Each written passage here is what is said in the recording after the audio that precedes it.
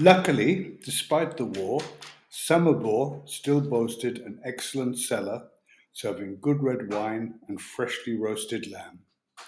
At the end of the day, we sat down with our new friends to exchange stories and raise our glasses to a successful journey through heart to peace.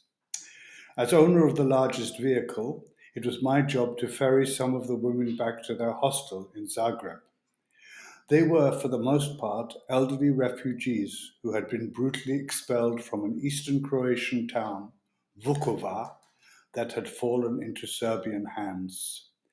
The women jostled and crowded into the back of my bus, and as we bowled along, no doubt fortified by the local wine, they bounced up and down on my bed and chuckled like hens on the way to market.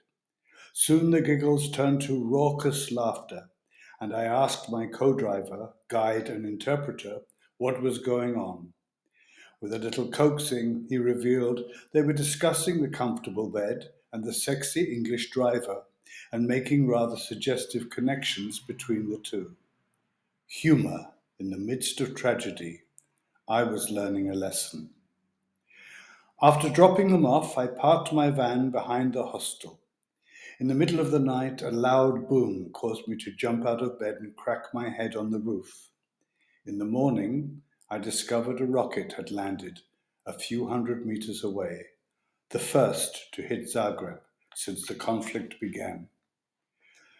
During the short stay in Samovar, our host took us to a small refugee camp on the edge of town. Formed by several interlinked barrack huts, it provided temporary housing to Bosnian Muslims, ranging from infants to the elderly. In their communal meeting room, we were welcomed with hot, sweet tea.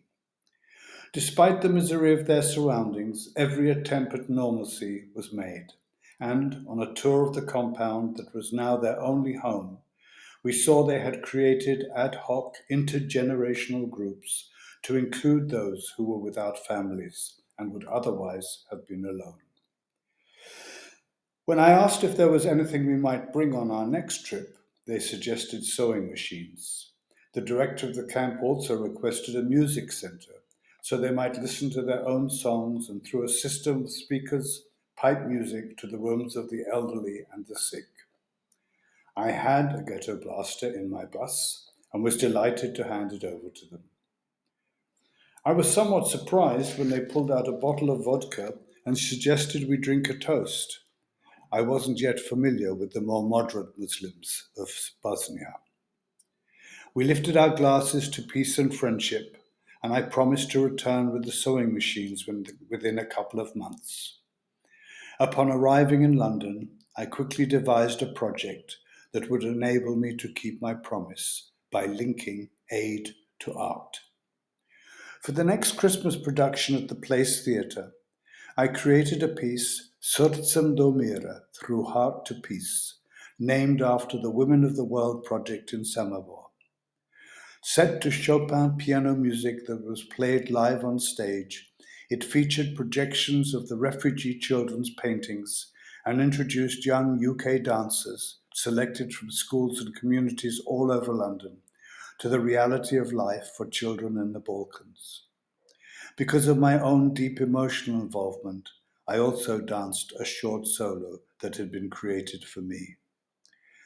My plan was to ask the participants to collect sewing machines, cash, and anything else that might be useful, and at the end of our last performance, I would back my bus up to the stage door so they could load it, and I would set off immediately for Croatia. All went according to plan.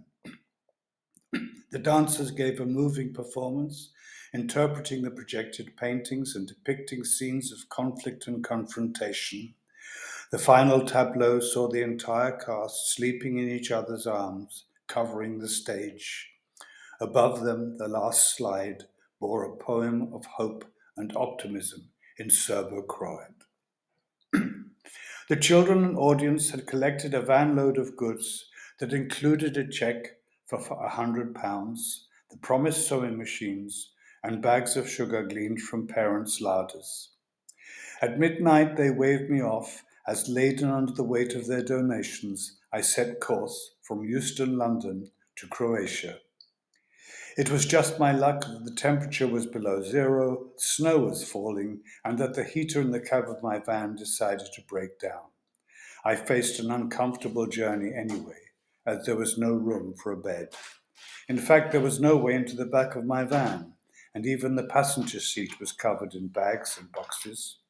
I was happy, though, to be part of this marvelous confluence of life and art.